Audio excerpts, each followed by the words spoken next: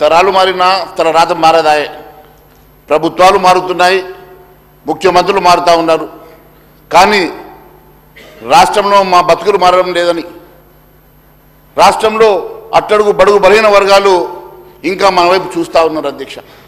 ఏదో న్యాయం జరుగుతుందని, ఈ చట్టసభల్లో ఏదో మా గురించి మాట్లాడతారని, మాకు ఇచ్చినటువంటి హామీలు నెరవేరుస్తారని, మాకు ఇచ్చినటువంటి మరి ప్రామిసెస్ ఖచ్చితంగా ఫుల్ఫిల్ అవుతాయని ఎన్నో ఆశలతోటి అట్టడుగు బడుగు బలహీన వర్గాలు మన వైపు చూస్తూ ఉంటే, ఇక్కడ జరుగుతున్నటువంటి చర్చల్లో మీరు నన్ను దూషిస్తున్నారా, నేను మిమ్మల్ని దూషిస్తున్నారా, గతంలో మీరు ఇచ్చినటువంటి హామీలు నెరవేర్చలేదని వీళ్ళు, మీరు ఇప్పుడు ఎట్లా నెరవేరుస్తారని వాళ్ళు కాదు అధ్యక్ష. వాళ్ళు నెరవేర్చలేదు, వాళ్ళు రాష్ట్రాన్ని ధ్వంసం చేసిండ్రు, రాష్ట్రాన్ని పూర్తిగా నాశనం చేసిండ్రు, ఇచ్చిన హామీలు నెరవేర్చలేదని కదా వాళ్ళని ఓడగొట్టారు అధ్యక్ష. ఈరోజు మరి మీరు ఇచ్చినటువంటి హామీలు నమ్మి ప్రజలు ఈరోజు మిమ్మల్ని ఓట్లేసి వీళ్ళు గెలిపించారు కదా, ఏ రకంగా మీరు ఇచ్చినటువంటి హామీలు నెరవేరుస్తారో చెప్పాల్సిన బాధ్యత మీ మీద కూడా ఉన్నది కదా అని చెప్పేసి నేను మీ ద్వారా తెలియజేస్తా ఉన్నాను అధ్యక్ష. ఇది రాజకీయ వేదికను ఇక్కడ చట్టసభల్లో మనం ఇక్కడ మాట్లాడుతున్నది ప్రజలకు ఉపయోగపడే విధంగా మనం చర్చ ఉండాలి తప్ప ఇలాంటి మరి అనవసరమైనటువంటి సమయాన్ని వృధా చేస్తూ ఉన్నారు. మరి ప్రభుత్వ సమయాన్ని మరి at the Exchequer of the government మీరు అనవసరంగా టైంని వేస్ట్ చేస్తూ ఉన్నారు అన్న సంగతి నేను మరొకసారి నేను తెలియజేస్తా ఉన్నాను అధ్యక్ష. అంతేకాదు అధ్యక్ష, ఈరోజు గవర్నర్ ప్రసంగం కూడా ఒకసారి మీరు చూసినట్టయితే అధ్యక్ష, గవర్నర్ ప్రసంగం అంతా కూడా పూర్తిగా మీ హామీలను మీరు ఇచ్చినటువంటి మేనిఫెస్టోని చదివించారు కదా, మరి బడ్జెట్లో ఎందుకు చదవలేకపోయినారు అధ్యక్ష? బడ్జెట్కి వచ్చేసరికి మీరు ఎందుకు తప్పించుకునే ప్రయత్నం చేస్తూ ఉన్నారు అధ్యక్ష? బడ్జెట్లో ఎక్కడ కూడా మీరు ఇచ్చినటువంటి హామీలు మేనిఫెస్టోలు కాకుండా మీరు ఏదో ఒక రకంగా మాయ చేసే ప్రయత్నం చేశారు, ఏదో ఒక రకంగా మరి ప్రజల్ని మభ్యపెట్టే ప్రయత్నం చేశారు, ప్రజల్ని మోసం చేసేటువంటి ప్రయత్నం చేస్తున్న సంగతి నేను ఒకసారి తెలియజేస్తా ఉన్నాను అధ్యక్ష. అధ్యక్ష ఒకసారి ఇట్రమ్మా అధ్యక్ష, మీ ద్వారా గౌరవ ముఖ్యమంత్రి గారికి, ఎందుకంటే ఫైనాన్స్ మినిస్టర్ గారు లేరు కాబట్టి గౌరవ ముఖ్యమంత్రి గారికి కాంగ్రెస్ పార్టీ మేనిఫెస్టోను కూడా పంపిస్తున్నారు అధ్యక్ష. బహుశా వారు మరి మొన్న ఇచ్చినటువంటి బడ్జెట్ ప్రసంగంలో మర్చిపోయినట్టున్నారు. వారు ఇచ్చినటువంటి హామీలు ఎన్ని ఉన్నాయో 412 హామీలు, 6 మరి అదే గ్యారంటీల స్కీముల గురించి పూర్తిగా మర్చిపోయినట్టున్నారు. విస్మరించారా, మర్చిపోయారా ఒకసారి గుర్తు చేయడానికి కోసం నేను ఈ రకంగా వారికి ఒకసారి మేనిఫెస్టో ఇచ్చి నేను గుర్తు చేస్తున్న సంగతి నేను తెలియజేస్తా ఉన్నాను అధ్యక్ష. అధ్యక్ష ఈరోజు ఒక్కసారి మీరు చూసినట్టయితే అధ్యక్ష, మరి గౌరవ ఫైనాన్స్ మినిస్టర్ ఈరోజు ఇక్కడ లేరు అధ్యక్ష. ఈరోజు ట్యాక్స్ రెవెన్యూలో 20,100 రూపాయలు పెంచుతున్నారు అధ్యక్ష. మీరు ట్యాక్స్ రెవెన్యూలో 20,100 రూపాయలు పెంచుతున్నారంటే మళ్ళీ ప్రజల మీద భారం మోపుతున్నారు, ట్యాక్సులు పెంచుతారు. ఏ ట్యాక్సులు పెంచుతారో చెప్పాల్సినటువంటి అవసరం ఉన్నది అధ్యక్ష. ఈరోజు కేవలం 20,000 రూపాయలు ఈ రాష్ట్ర రెవెన్యూను పెంచాలంటే మళ్ళీ కళ్ళు సీసాల మీద పెంచుతారా, రిజిస్ట్రేషన్ దస్త్రాల మీద పెంచుతారా, లేకుంటే మీరు ఏ రకంగా ఈరోజు ఈ రెవెన్యూను పెంచే ప్రయత్నం చేస్తారో చెప్పాల్సినటువంటి అవసరం ప్రజలకు ఉన్నది అధ్యక్ష. అంతేకాకుండా అధ్యక్ష, ఓపెన్ మార్కెట్లోనంట గత ప్రభుత్వము గత సంవత్సరం 40,000 కోట్ల రూపాయలు అప్పు తీసుకొస్తే మేము అంతకన్నా గొప్పోళ్ళం కదా, అంతకన్నా మేము గొప్పోళ్ళం ఛాంపియన్లం కదా, 60,000 కోట్ల రూపాయలు అప్పు తీసుకొస్తామని బయలుదేరిన అధ్యక్ష. 60 కాదు అధ్యక్ష, 65,000 కోట్ల రూపాయలు, 65,000 కోట్ల రూపాయలు అప్పు తీసుకొచ్చి మళ్ళీ పప్పు కూడా పెడతారంట. మళ్ళీ 65,000 కోట్ల రూపాయలు అప్పు తీసుకొచ్చి పప్పు కూడా పెడతామని చెప్పడానికి ఈ ప్రభుత్వానికి ఏ రకంగా ధైర్యం ఉంది, ఏ రకంగా మళ్ళీ రీపేమెంట్ చేస్తారు దాని గురించి చెప్పరు అధ్యక్ష. మరి వారు ఇచ్చినటువంటి హామీలు అయితే కేవలం 6 గ్యారంటీలు వీళ్ళు తీర్చడానికి 1,51,000 కోట్లు వస్తే దాంట్లోకి వెళ్ళి కేవలం మరి 50,000 రూపాయలు మాత్రమే మీరు ఈరోజు 50,000 కోట్లు మాత్రమే ఈరోజు కేటాయించడం చాలా శోచనీయం అధ్యక్ష. మరి నేను ఒకటి అడుగుతా ఉన్నాను అధ్యక్ష, మరి ఈ రకంగా 6 గ్యారంటీలకే 1,50,000 కోట్లు అవుతా ఉంటే ఇంకా 412 హామీలు పెండింగ్లో ఉంటే 412 హామీల గురించి మాట్లాడకుండా మీరు ఇచ్చిన 6 గ్యారంటీలకు సరిపోయినటువంటి బడ్జెట్ని పెట్టి ఈరోజు ఈ రకంగా ప్రజల్ని ఎందుకు మోసం చేస్తూ ఉన్నారో చెప్పాల్సినటువంటి మరి అవసరం ఉంది అధ్యక్ష. 2,75,000 కోట్ల బడ్జెట్ని మీరు ప్రవేశపెట్టారు, కానీ దాంట్లో క్యాపిటల్ ఎక్స్పెండిచర్ మళ్ళీ గత ప్రభుత్వం లాగానే 29,000 కోట్లే పెట్టారు అధ్యక్ష. మరి ఎంత అన్యాయం అధ్యక్ష ఇది. క్యాపిటల్ ఎక్స్పెండిచర్ కేవలం 29,669 మాత్రమే పెట్టారు అధ్యక్ష. అంటే గత ప్రభుత్వంతో మాత్రమే వాళ్ళ తోర నడుస్తున్నారు. ఎందుకంటే మీరు వారు ఒకటే. గతంలో కలిసి పనిచేశారు, గతంలో కలిసి క్యాబినెట్లో పనిచేశారు కాబట్టి ఈరోజు కూడా మీరు కలిసి పనిచేస్తూ ఉన్నారు. ఇద్దరు ఆడుతున్నటువంటి జగన్ నాటకం ఇది. నేను తిట్టినట్టు చేస్తా, నువ్వు ఏడ్చినట్టు చేయమన్నట్టుగా వీళ్ళు మాట్లాడుకొని వాళ్ళు ఒకళ్ళేమో వాకౌట్ చేస్తారు, వీళ్ళేమో ఈరోజు సభను ఇచ్చేసేసి అటెన్షన్ తీసుకునే ప్రయత్నం చేస్తున్నారు. కానీ వాళ్ళు ఈ రాష్ట్రాన్ని ఏ రకంగా ప్రజల్ని మోసం చేశారో, ఈ రాష్ట్ర ప్రజానీకాన్ని ఏ రకంగా అన్యాయం చేశారో అదే తోవలో ఈరోజు కాంగ్రెస్ పార్టీ కూడా అదే తోవలో వెళ్తున్న సంగతి నేను గుర్తు చేస్తా ఉన్నాను. అధ్యక్ష ఒకసారి ఆలోచన చేయండి. ఏ రకంగా చూసినా కూడా వీరు ఇచ్చినటువంటి బడ్జెట్ అంకెల్లో ఏ రకంగా కూడా ఇచ్చినటువంటి సంక్షేమ కార్యక్రమాలు ఏ రకంగా నెరవేరుస్తారో చెప్పాల్సిన బాధ్యత వీళ్ళ మీద ఉన్నది. మరి ఈరోజు మీరు ఇచ్చినటువంటి హామీలు లక్షల కోట్ల రూపాయల హామీలు ఈరోజు 50,000 60,000 రూపాయల తోటి మీరు ఏ రకంగా దాన్ని పూర్తి చేస్తారో చెప్పాల్సినటువంటి బాధ్యత వీళ్ళ మీద ఉన్నది అధ్యక్ష. మరి ఈరోజు వీళ్ళకు ఉన్నటువంటి రెవెన్యూ కూడా కేవలం 20,000 రూపాయలు పెంచారు. అది వస్తుందా రాదో తెలియదు అధ్యక్ష. మరి ఏ రకంగా పెంచుతారో కూడా తెలియదు అధ్యక్ష. మరి ఈ రకంగా పూర్తిగా ప్రజల్ని మోసం చేసే మోసపూరితమైనటువంటి బడ్జెట్, ప్రజల్ని మభ్యపెట్టే మోసపూరితమైనటువంటి బడ్జెట్ అని చెప్పి నేను సభాముఖంగా తెలియజేస్తా ఉన్నాను అధ్యక్ష. ఇది కేవలం అంతేకాదు అధ్యక్ష, మీరు ఒకటిగా తీసుకుంటే ఈరోజు కేటాయింపులు చూడండి అధ్యక్ష. వ్యవసాయ రంగం తీసుకుందాం అధ్యక్ష. 2 లక్షల రుణమాఫీ చేయాలంటే 35,000 కోట్లు కావాలి అధ్యక్ష. 2 లక్షల రుణమాఫీ మీరు ఏ రకంగా చేస్తారో మరి రాష్ట్రం ప్రజలకు చెప్పాల్సిన అవసరం ఉన్న అధ్యక్ష. 2 లక్షల రుణమాఫీ గురించి మీరు ప్రస్తావించారు కానీ దానికోసం ఎంత ఫండ్ అలొకేషన్ చేశారో చెప్పలేదు అధ్యక్ష. అదే మాదిరిగా రైతు బంధులో మీరు ఇవ్వాల్సినటువంటి మీరు ఆ రోజు మీ మేనిఫెస్టో చెప్పినటువంటి అంశాలు అధ్యక్ష 2 లక్షల రుణమాఫీ, 15,000 రూపాయలు రైతు భరోసా, 12,000 కౌలు రైతులకు ఆసరా, 500 రూపాయలు పంటకు బోనస్, 3 లక్షల వరకు వడ్డీ లేని రుణాలు, వ్యవసాయానికి 24 గంటల ఉచిత కరెంటు, ఎరువుల మీద సబ్సిడీ అట, ఇన్పుట్ సబ్సిడీ అట, వీటన్నిటికీ ఇచ్చింది కేవలం 19,776. 19,746 19,746 కేవలం రైతు బంధుకు సరిపోవు అధ్యక్ష. ఈరోజు రుణమాఫీ ఎట్లా చేస్తారు, 500 రూపాయల పంట బోనస్ ఎట్లా ఇస్తారు, కౌలు రైతులను ఎట్లా మీరు 12,000 రూపాయలు ఇవ్వగలుగుతారు? మరి ఎంతమంది కౌలు రైతులను మీరు ఐడెంటిఫై చేసిండ్రు అంటే కేవలం మీరు అధికారం కోసం, గద్దె కోసం, కుర్చీ కోసం ప్రజల్ని మోసం చేసి మాయ చేసి ఈరోజు కేవలం అధికారంలోకి వచ్చిర్రు తప్ప ఎక్కడ కూడా మీకు ఈరోజు మరి ఇచ్చినటువంటి అంకెల మీద ప్రవేశపెట్టినటువంటి బడ్జెట్ మీద మీకు పొంతన లేకుండా అంకెలు ఉన్నాయి అధ్యక్ష. అంతేకాదు అధ్యక్ష, ఒక సీజన్కు ఎకరానికి 5,000 రూపాయల చొప్పున మనం చెల్లిస్తేనే 6,889 కోట్లు కావాలి అధ్యక్ష. ఏడాదికి 2 సీజన్లు 5,000 తోటి మీరు చెల్లిస్తే 13,778 కోట్లు కావాలి అధ్యక్ష. అదే ఒక సీజన్ ఎకరాకు 7,500 మీరు ప్రామిస్ చేసినట్టు చెల్లించాలంటే 10,333 కోట్లు కావాలి అధ్యక్ష. అంటే ఏడాదికి 2 సార్లు మీరు ఒప్పుకున్న దాని ప్రకారం రైతు బంధు చెల్లించాలంటే అది 20,000 కోట్ల పైగా అవసరం ఉంటుంది అధ్యక్ష. కేవలం రైతు బంధుకి 20,000 కోట్లు మీరు ఇవ్వాలనంటే మీరు ఏ రకంగా రుణమాఫీ చేస్తారు అధ్యక్ష? ఈరోజు 1,00,000 రూపాయల రుణమాఫీ చేయాలంటేనే దాదాపు 20,000 కోట్ల రూపాయలు పైచీలకు అవసరం ఉంటుంది అధ్యక్ష. అదే ఈరోజు గత ప్రభుత్వం రుణమాఫీ చేయడానికి 19,000 కోట్ల రూపాయలు చెల్లిస్తేనే పూర్తిగా రుణమాఫీ చేయలేకపోయింది అధ్యక్ష. దానికి దాదాపు 29,061 లక్షల మందికి రైతులకి. మరి ఈ రకంగా మీరు 2 లక్షల రూపాయలు రుణమాఫీ చేయాలంటే దాదాపుగా 35,000 కోట్ల రూపాయలు అవసరం పడుతుంది అధ్యక్ష. వాయిదా పద్ధతిలో ఇద్దామన్నా దానికి కూడా మీరు ఇప్పటివరకు అలొకేషన్ చేయలేదు, దాని మీద ఎలాంటి మీరు క్లారిఫికేషన్ ఇవ్వలేదంటే ఏ రకంగా మీరు ముందుకెళ్తారు? ఏ రకంగా మీరు కేవలం ప్రజల్ని మోసం చేయడం కాదా? ఇప్పటికైనా ప్రజానీకానికి క్షమాపణ చెప్పాల్సిందిగా మేము డిమాండ్ చేస్తున్నాం అధ్యక్ష. మీరు ఇవ్వాల్సినటువంటి రుణమాఫీ 35,000 కోట్ల రూపాయలు కావాల్సినటువంటి దానికి అలొకేషన్ చేయలేకపోతే మీరు కనీసం వారికి నేను ఒకటి మాత్రం ఫసల్ బీమాలో కేంద్ర ప్రభుత్వం ఇచ్చేటువంటి PM ఫసల్ బీమా పథకాన్ని మరి వాడుకొని మీరు ఇన్సూరెన్స్ ఇస్తామంటున్నారు, అది సంతోషం అధ్యక్ష.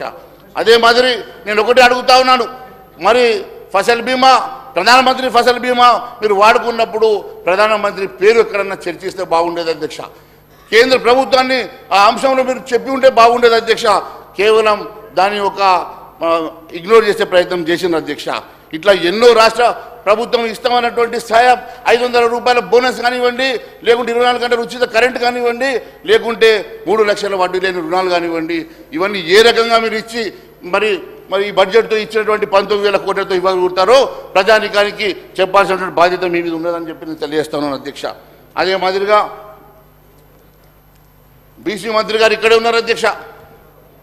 బీసీ మంత్రి గారు ఒక నిమిషం కూర్చుంటే వారికి కూడా అర్థమవుతుంది అధ్యక్ష.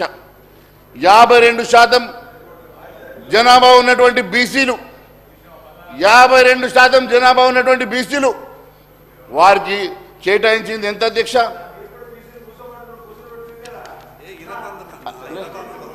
అరే మీరు మా దగ్గరకు వస్తే మేము ముఖ్యమంత్రి చేద్దాం కదా, మీరు గట్ట చేస్తారు. ఎన్నికల సమయంలో మీరు ఇచ్చినటువంటి హామీలు చూడండి అధ్యక్ష. స్థానిక సంస్థలు రిజర్వేషను బీసీ సప్లాన్ను ప్రవేశపెట్టి బీసీలకు ప్రత్యేకమైన నిధులు ఇస్తామని చెప్పారు. 5 ఏళ్లలో బీసీలకు 1,00,000 కోట్ల రూపాయలు ఖర్చు చేస్తామన్నారు అధ్యక్ష. బీసీ కార్పొరేషన్ ద్వారా ఒక్కొక్కరికి 10 లక్షల రుణ సౌకర్యాన్ని ఇస్తామని చెప్పిన అధ్యక్ష. ఇవన్నీ చెప్పినటువంటి వీళ్ళు 52% ఉన్నటువంటి బీసీ సమాజానికి అన్యాయం చేసిన అధ్యక్ష. వీళ్ళు 10 లక్షల రూపాయలు వీళ్ళు రుణ సాయం చేయాలంటే దానికి కావాల్సినటువంటి మరి ఎన్ని లక్షల కోట్ల రూపాయలు అవసరం ఉంటుందో, మరి ఇవన్నీ కూడా ఏ రకంగా సమకూరుస్తారో మరి చెప్పాల్సిన బాధ్యత ఉన్నది అధ్యక్ష. మరి అదే మాదిరిగా వాళ్ళు కేటాయించిన నిధులు అధ్యక్ష,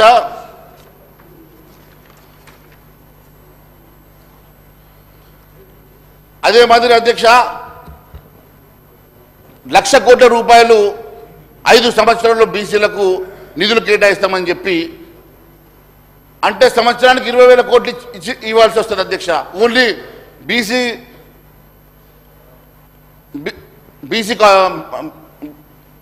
బీసీ సంక్షేమ దీనికి వీళ్ళు ఇచ్చింది కేవలం కేటాయించింది 8,000 కోట్లు మాత్రమే అధ్యక్ష.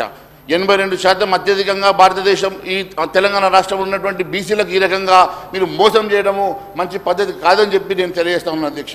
వీళ్ళు కామారెడ్డిలో బీసీ డిక్లరేషన్లో చెప్పింది ఏంది అధ్యక్ష? కుల గణన చేపిస్తా అన్నారు. సరే, కుల గణన ఖర్చు లేని పని కాబట్టి చేపిస్తామంటున్నారు అధ్యక్ష, సంతోషం అధ్యక్ష. కానీ వారికి ఇస్తామన్నటువంటి సబ్ప్లాన్ గురించి మాట్లాడితే బాగుండేది అధ్యక్ష. వారికి ఇస్తామన్నటువంటి సబ్ప్లాన్ గురించి మాట్లాడలేదు, వారికి ఇస్తామన్న నిధుల గురించి మాట్లాడడం లేదు. పాపం ఆయనకు కూడా సాయంగా ఎవరు ఇద్దరే ఉన్నట్టున్నారు సార్ బీసీ మంత్రులు. కనీసం ఒక 6 బీసీ మంత్రులు ఉండాలా. 2 బీసీ మంత్రులతోటి ఉప ముఖ్యమంత్రి కావన్నా, నువ్వు ఎంత ట్రై చేసినా నువ్వు ఉప ముఖ్యమంత్రి చేయరన్నా, నువ్వు శాంతంగా ఉండు, నువ్వు బీసీ మంత్రిగానే ఉండన్నా. అదే మాదిరిగా నేను చేతి ఉత్తరకు సాయం కానీ, వివిధ సామాజిక వర్గాలకు సాయం కానీ, విద్య పైన కానీ, మరి గొల్ల కురుమలకు కానీ ఎన్నో రకాలైనటువంటి హామీలు ఇచ్చిన అధ్యక్ష. నాకు ఇచ్చిన సమయంలో ఇవన్నీ చదివే నాకు సమయం సరిపోదు కాబట్టి నేను ఒకటే విషయం తెలియజేస్తా ఉన్నాను అధ్యక్ష. పూర్తిగా బీసీలను విస్మరించి బీసీలకు ఇచ్చినటువంటి పూర్తిగా హామీలను మార్చి బీసీలకు అన్యాయం చేసినటువంటి ప్రభుత్వం కాంగ్రెస్ ప్రభుత్వం అని మరొకసారి తెలియజేస్తా ఉన్నాను అధ్యక్ష. అంతేకాదు అధ్యక్ష, అలొకేట్ చేయాలి కదా, అలొకేట్ చేస్తే అన్యాయం అనకపోదు అన్నా. మీరు అలొకేట్ చేయండి, ఇప్పటికన్నా చెప్పండి, మీరు బీసీలకు అలొకేట్ చేస్తామని చెప్పండి, హామీ ఇవ్వండి. నిరుద్యోగుల ఆశల మీద నీళ్లు చల్లినటువంటి సర్కార్. నేను ఒకటే అడుగుతా ఉన్నాను అధ్యక్ష, హైదరాబాద్లో యూత్ డిక్లరేషన్ మేనిఫెస్టో నిరుద్యోగులకు 4,000 భృతి, మొదటి ఏడాదిలో 2 లక్షల ఉద్యోగాలు. ఈ నెల ఫిబ్రవరిలో నోటిఫికేషన్లు ఏమని అధ్యక్ష? ఈ నెల ఫిబ్రవరిలో నోటిఫికేషన్లు, జాబ్ క్యాలెండర్ ప్రకారం సెప్టెంబర్లోగా నియామకాలు పూర్తి. ఏ హామీ నెరవేర్చలేకపోయినారు. ముమ్మాటికి నిరుద్యోగులను మోసం చేసినటువంటి ప్రభుత్వం ఈ కాంగ్రెస్ ప్రభుత్వం అధ్యక్ష. గతంలో ఇచ్చినటువంటి పిసిసి అధ్యక్షుడిగా రేవంత్ రెడ్డి గారు ఇచ్చినటువంటి ఏ ఒక్క హామీ నెరవేర్చలేకపోయిన అధ్యక్ష. ఈ రోజుకి నిరుద్యోగ యువత అంతా కూడా ఎదురు చూస్తూ ఉన్నారు అధ్యక్ష. మాకు ఎట్లయినా 4,000 రూపాయలు నిరుద్యోగ భృతి ఇస్తున్నారు, ముఖ్యమంత్రి గారు మాట తప్పరేమో అని చెప్పి ఆశగా ఎదురు చూస్తూ ఉన్నారు అధ్యక్ష. ఇప్పటికే వారు పదవి ప్రమాణం చేసిన రోజు నుంచి ఇప్పటికి వాళ్ళు 1,400 కోట్లు నిరుద్యోగులకు బాకీ ఉన్నారు. మీరు ఇప్పటికన్నా ఈ రోజు నుంచన్నా సరే మేము 1,400 కోట్లు వదిలేస్తాం, కనీసం ఈ 1వ తారీఖు నుంచి అన్న నిరుద్యోగులకు నిరుద్యోగ వృత్తి ఇవ్వాల్సిందిగా మీ ద్వారా నేను ముఖ్యమంత్రి గారిని కోరుతా ఉన్నాను అధ్యక్ష. నిరుద్యోగ యువతను మోసం చేసిండ్రు, బీసీలను మోసం చేసిండ్రు, అన్ని వర్గాల ప్రజల్ని మోసం చేసినటువంటి ప్రభుత్వం అధ్యక్ష. బడ్జెట్లో ఇండ్ల నిర్మాణానికి కేటాయించింది 7,740 కోట్ల అధ్యక్ష. మీరు ఇస్తామని ఎన్న అధ్యక్ష? 3,500 ఇండ్లు ఒక నియోజకవర్గానికి ఇస్తామన్నారు కదా అధ్యక్ష. మరి 3,500 ఇండ్లు ఇవ్వాలంటే మీకు కావాల్సింది 22,000 కోట్ల రూపాయలు కావాలి అధ్యక్ష. 22,000 కోట్ల రూపాయలకు గాను 7,740 కోట్ల రూపాయలు ఈరోజు బడ్జెట్ అలొకేషన్ చేసి మీరు 3 సంవత్సరాలు కూడా పూర్తి చేయలేనటువంటి ఈ స్కీముని ఈరోజే ఈ ఫైనాన్షియల్ ఇయరే పూర్తి చేస్తామన్నట్టుగా ప్రకటనలు పలకడం ఇది ఎంతవరకు న్యాయం అని చెప్పి తెలియజేస్తామని అధ్యక్ష. దీంట్లో ఇంకొక కిటుకు పెట్టిన అధ్యక్ష. దీంట్లో పిఎం ఆవాస్ యోజన సాయం తీసుకుంటామన్నారు కదా అధ్యక్ష. మరి పిఎం ఆవాస్ యోజన సాయం తీసుకున్నప్పుడు ఇంద్రమ్మ పేరు ఎందుకు పెడుతున్నారు అధ్యక్ష? మరి మా స్వర్గీయ మా వాజ్పేయి గారి పేరు కూడా యాడ్ చేయాలని చెప్పేసి నేను గౌరవ ముఖ్యమంత్రి గారిని కోరుతా ఉన్నాను. మరి 1,40,000 రూపాయలు ఆ స్కీమ్లో మీరు యాడ్ అయితే 1,40,000 రూపాయలు మీకు మరి మాఫీ వస్తుంది కదా. మరి దాంట్లో వడ్డీ లేని రుణం వస్తుంది కదా. మీరు పిఎం ఆవాస్ యోజన కింద ఇండ్లు ఇస్తామని చెప్పి పిఎం ఆవాస్ యోజనను వాడుకొని కేంద్ర ప్రభుత్వం నిధులను వాడుకొని మరి కేంద్ర ప్రభుత్వం ఎక్కడ కూడా మీరు ఇక్కడ దీంట్లో మరి మాట్లాడకుండా కనీసం మరి దాని గురించి ప్రస్తావన చేయకుండా దాని గురించి కృతజ్ఞతలు చెప్పకుండా మీరు కేవలం ఈరోజు ఇంద్రమ్మ పేరు పెట్టుకుంటున్నారు కదా, సంతోషం. దాంతోపాటు వాజ్పేయి గారి పేరు కూడా మీరు ఇంక్లూడ్ చేయాలని చెప్పి మేము డిమాండ్ చేస్తా ఉన్నాను అధ్యక్ష.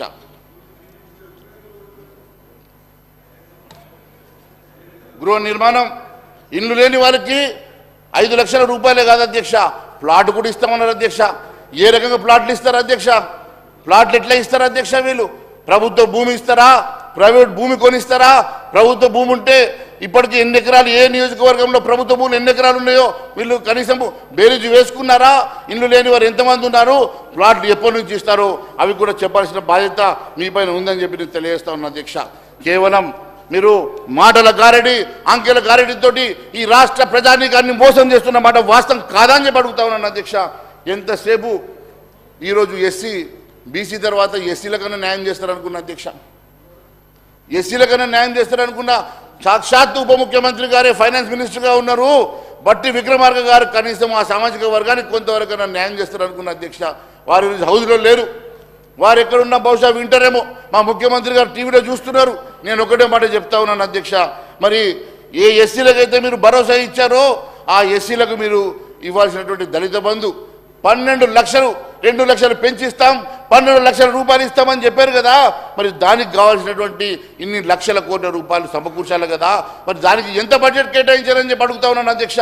ఈ బడ్జెట్లో ఎస్సీ సంక్షేమం కోసం మీరు ఇచ్చింది 21,874 కోట్లు గత ప్రభుత్వం ఇచ్చినట్లే అధ్యక్ష. వీళ్ళకి వాళ్ళనే కాపీ కొడతా ఉన్నారు అధ్యక్ష. వాళ్ళు కలిసి ఈ బడ్జెట్ ప్రిపేర్ చేసినట్టుగా ఉన్నది అధ్యక్ష. ఇది వీళ్ళు సెపరేట్గా బడ్జెట్ ప్రిపేర్ చేసినట్టు కనబడతలేదు అధ్యక్ష. వీళ్ళు కలిసి కట్టుగా ఒక నాటకం ప్రకారము మరి ముందుకెళ్తా ఉన్నారు అధ్యక్ష. ఎస్సీ డిక్లరేషన్ చేవెలలో మేనిఫెస్టో హామీలు పోయి మహాత్ముడు అధ్యక్ష బాబాసాహెబ్ అంబేద్కర్ గారి పేరు వాడుకున్నారు అధ్యక్ష. మహాత్ముడు బాబాసాహెబ్ అంబేద్కర్ పేరు వాడుకొని వీళ్ళు అబద్ధం ఆడడానికి సమస్య లేదు అధ్యక్ష. వీళ్ళు ఖచ్చితంగా మీరు ఒకసారి మరి మీ ద్వారా నేను ప్రజానీకానికి తెలియజేస్తా ఉన్నాను అధ్యక్ష. బాబాసాహెబ్ అంబేద్కర్ గారి పేరు వాడుకొని మోసం చేస్తున్న మాట వాస్తవం కదా. 12 లక్షల ఆర్థిక సాయం ఇస్తామని చెప్పినారు కదా. మరి దానికోసం ఎంత బడ్జెట్ అలొకేట్ చేశారో కూడా చెప్పాల్సినటువంటి బాధ్యత మీ మీద ఉన్నది అధ్యక్ష. మీరు దాదాపు 16 లక్షల కుటుంబాలు లబ్ధి చేకూర్చడానికి మీకు 2 లక్షల కోట్ల అవసరం ఉంటుంది అధ్యక్ష. 2 లక్షల కోట్ల రూపాయలు మరి 5 సంవత్సరాల్లో ఏ రకంగా చేకూరుస్తారు, ఏ రకంగా మీరు మరి సమకూర్చుకొని మరి ఎస్సీ సామాజిక వర్గానికి, దళిత సామాజిక వర్గానికి న్యాయం చేస్తారో చెప్పాల్సిన అవసరం ఉంది అధ్యక్ష. ప్రతి బడ్జెట్లో సరిపోయే నిధులు ఇస్తామన్నారు. ప్రతి బడ్జెట్లో మేము ఖచ్చితంగా వారికి ఇచ్చినటువంటి హామీలు నెరవేరుస్తామన్నారు అధ్యక్ష. ప్రతిసారి మోసం మోసం మోసం అధ్యక్ష. వీరు కాకుంటే వారు, వారు కాకుంటే వీరు, ఒకరు కాకుంటే ఒకరు. ఈరోజు తప్పుడు వాగ్దానాలతోటి, తప్పుడు హామీలతోటి ఈ రకంగా వీరు మోసం చేసుకుని అధికారం రావడానికి ప్రయత్నం చేస్తున్నారు తప్ప వాస్తవంగా ప్రజానీకానికి మనకు ఉన్నటువంటి రెవెన్యూ ఎంత, మనం ఏమి ఇవ్వగలుగుతామో ఆలోచన లేకుండా ఇష్టానుసారంగా పదవి ఆకాంక్షగా పదవిలో రావడానికి ఇష్టానుసారంగా మీరు ఈ రకంగా మీరు ఏం sir? What is this? What is this? No, I am not dealing. Just కూర్చో. ఠాకూర్ సాబ్ మైసిరెడ్డి గారు అయితే రేపు మీరు గ్యారంటీ ఇవ్వగలుగుతారా?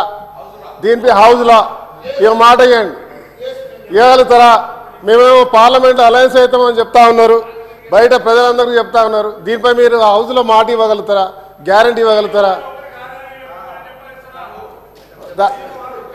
ధైర్యంగా చెప్పగలుగుతారా? దీనిపై జవాబు చెప్పండి. Thank you. వైశ్వరెడ్డి గారు అదే కదా గౌరవ సభ్యుడు మొదటిసారి హాల్లో మొదటి క్వశ్చన్ వేయడమే సంతోషంగా ఉంది.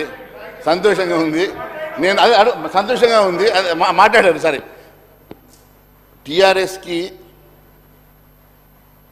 భారతీయ జనతా పార్టీ తోటి ఎప్పుడు అలయన్స్ లేకుండే, ఎప్పుడు అలయన్స్ లేదు. ఎప్పుడైనా ఉండే సమస్య లేదు.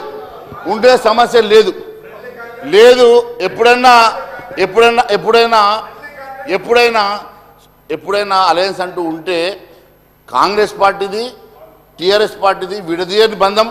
వారంతా ఒకటే. వారు కలిసి సంసారం చేసిర్రు, కాపురం చేసిర్రు. వాళ్ళు కలిసి మంత్రివర్గం పంచుకున్న వారు ఎప్పుడైనా సరే మీరంతా ఒకటి. ఆ పాత రిలేషన్షిప్ చూడు అధ్యక్ష. వీళ్ళు సబ్జెక్ట్ని డివైడ్ చేయడానికి ఈ రకంగా మాట్లాడుతూ ఉన్నారు. నేను ఒకటే అడుగుతా ఉన్నాను, మాట్లాడదాం. మేము కాళేశ్వరం పోయొచ్చినాం, మీరు అట్లాగా చెప్తా కూర్చో నేను చెప్తాను. కాళేశ్వరం గురించి నేను మాట్లాడతా, మీరు టెన్షన్ పడాల్సిన అవసరం లేదు. అన్నీ మాట్లాడతా, అన్నీ తీసుకొచ్చినా ఇలా ఆధారాలతోనే మాట్లాడతా. కాళేశ్వరం మీరు పిక్నిక్ పోయొచ్చింది కదా, బాగుందా? డిన్నర్ లంచ్ పిక్నిక్లో బాగా లంచ్ పెట్టినారా? పొద్దున బ్రేక్ఫాస్ట్ అయితే చూసినాం, అక్కడ లంచ్ కూడా పెట్టినారా లేదా? పెట్టినరా? అదే పిక్నిక్ బాగుందా? పిక్నిక్ మళ్ళీ ఒకసారి తీసుకపోతుండే సీఎం గారికి. ఎప్పుడు మూడు వస్తే అప్పుడు తీసుకపోతూనే ఉంటాడులే. డోంట్ వరీ, మంచోడు సీఎం గారు. అయ్యా, అంబేద్కర్ అభయాస్తంలో మోసం 16 లక్షల కుటుంబాలకు మీరు ఈయన మనవైపు ఆశగా చూస్తున్నారు. దానికి కావాల్సిన 2 లక్షల కోట్ల రూపాయలు, 2 లక్షల కోట్ల రూపాయల్లో కనీసం మీరు ఒక 25 కోట్లన్నా వాటి కోసం కేటాయించలేని పరిస్థితి అధ్యక్ష.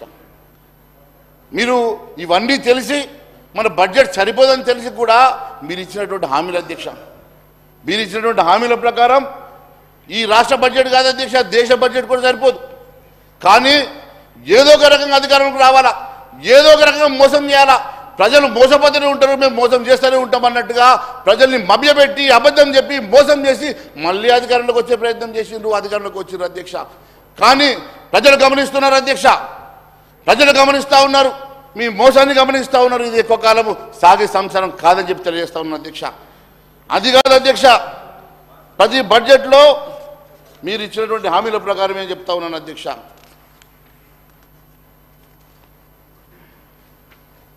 కేంద్ర ప్రభుత్వం ఇచ్చిన మాటల హామీ ప్రకారం ఏబిసిడి వర్గీకరణ గురించి మీరు మాట్లాడారు కదా. కనీసం ఏబిసిడి వర్గీకరణ కన్నా అసెంబ్లీలో ఒక తీర్మానం ప్రవేశపెట్టాల్సిందిగా నేను గౌరవ మంత్రి గారిని కోరుతా ఉన్నాను. ఎందుకంటే మీరు హామీలు మళ్ళీ ఒకసారి కొత్త తెలంగాణ సభలు ఇద్దాం సార్, కొత్త సభలు ఇద్దాం. తెలంగాణ రాష్ట్రం ఏర్పాటైంది, కొత్త సభలు ఇద్దాం. మీకేమైనా అబ్జెక్షన్ ఉందా? మేము కేంద్ర ప్రభుత్వం ఇస్తానని ఒప్పుకున్నది, ఇస్తున్నాం ఖచ్చితంగా. కమిటీ చేసినాం, ఆల్రెడీ కమిటీ చేసినాం సార్, మీరు టెన్షన్ పడకండి. కమిటీ చేసినాం, మేము చెప్పిన మాటకు కట్టుబడి ఉంటాం. మీలాగా తప్పుడు వాగ్దానాలు చేసే పార్టీ కాదు మాది. ఎప్పుడైనా సరే ఇచ్చిన హామీలు నెరవేరుస్తాం. అంతేకాదు అధ్యక్ష, అదే కాకుండా మూసీ ప్రక్షాళన స్వాగతిస్తున్నాం అధ్యక్ష. 1000 కోట్లు మంజూరు చేశారు అంటే బడ్జెట్లో పెట్టారు ఆ మూసీ ప్రక్షాళన. ఎందుకంటే మేము వాస్తవాలను ఒప్పుకునేటువంటి కన్స్ట్రక్టివ్ అపోజిషన్లో ఉన్నాం కాబట్టి ఖచ్చితంగా దాన్ని మేము ఇది చేస్తున్నాం. కానీ హుస్సేన్ సాగర్ ప్రక్షాళనకు కావాల్సిన నిధులు ఎంత అధ్యక్ష? మీరు ఇచ్చిన 1000 కోట్లు దేనికి సరిపోతాయి అధ్యక్ష? ఇప్పుడు చేస్తే మేము చిన్నగా ఉన్నప్పుడు మూసీతో పాటు హుస్సేన్ సాగర్ పక్కనే మనం ఉంటాము. హుస్సేన్ సాగర్ గురించి కూడా మీరు మాట్లాడుంటే బాగుండేది. మేము చిన్నగా ఉన్నప్పుడు మా స్కూల్కి వెళ్ళేటప్పుడు అక్కడి నుంచే వెళ్తుంటే తాగే నీరు అని చెప్పేసి చెప్తురు. అది అక్కడ నుంచి చాలామంది బిందెలతో మోద్దురు. అటువంటి మూసినది ఈరోజు కనీసం పక్కన కూర్చునే పరిస్థితి లేని పరిస్థితి ఉంది కదా. మరి దాని గురించి కూడా ఆలోచిస్తే బాగుండేది అని చెప్పి మేము తెలియజేస్తూ ఉన్నాం అధ్యక్ష. అదే కాకుండా micro small enterprises cluster development విషయంలో MSE CDP micro small enterprises cluster development ప్రోగ్రాంలో చేనేత పరిశ్రమ మెగా టెక్స్టైల్ పార్క్ కోసం పిఎం మిత్ర మీరు పిఎం ఆవాస్ యోజన ఇవన్నీ కూడా వాడుకుంటున్నందుకు నేను అభినందిస్తున్నాను.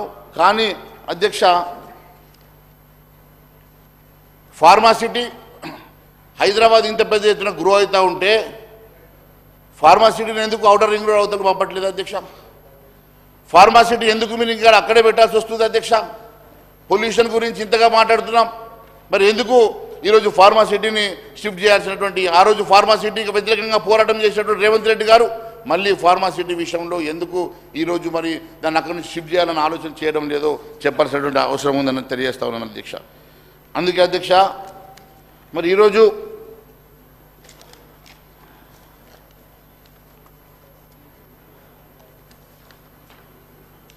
మేనిఫెస్టోలో కీలకమైనటువంటి మరి వ్యవసాయ కూలీలకు అధ్యక్ష దాదాపు మీరు ఇచ్చినటువంటి 6 గ్యారెంటీలు అధ్యక్ష, మీరు ఇచ్చినటువంటి 6 గ్యారెంటీలకు దాదాపుగా మీరు అలకేట్ చేసింది 53,000 కోట్లు అయితే అవసరం ఉన్నది 1,50,000 కోట్లు అధ్యక్ష. అదే మాదిరిగా 412 హామీలను పూర్తిగా విస్మరించిన అధ్యక్ష. దాని గురించి ఎక్కడ కూడా మీరు ప్రస్తావన చేయలేదని తెలియజేస్తా ఉన్నాను అధ్యక్ష. మరి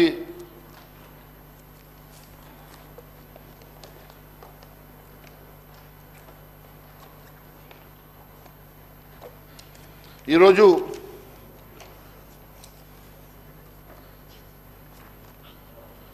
అదే మాదిరిగా అధ్యక్ష సర్కారు వైద్యం విద్య మీద విస్మరించింది అధ్యక్ష. విద్యా వైద్యం గత ప్రభుత్వం ఇచ్చిన అలొకేషన్స్కి దగ్గరగా అలొకేషన్ ఇచ్చింది అధ్యక్ష. గత ప్రభుత్వం ఇచ్చిన అలొకేషన్ ప్రకారం వైద్యం భారతదేశంలోనే చిట్ట చివరి స్థానంలో నిలిచింది అధ్యక్ష. విద్య 23వ స్థానంలో నిలిచింది అధ్యక్ష, 32వ స్థానంలో నిలిచింది అధ్యక్ష. మరి ఈ రకంగా గత ప్రభుత్వం అలొకేట్ చేసిన దానికి దగ్గరగా మీరు అలొకేట్ చేసేసి మీరు వైద్య విద్యని ఏ అట్టడుగు బడుగు బలైన వర్గాలకు అవసరమయ్యేటువంటి మరి విద్యా వైద్యాన్ని ఎందుకు విస్మరిస్తూ ఉన్నారు? మరి ఖచ్చితంగా మరి ప్రజలకు తెలియాల్సినటువంటి అవసరం ఉందని చెప్పి నేను తెలియజేస్తా ఉన్నాను అధ్యక్ష. ఈ రకంగా మీరు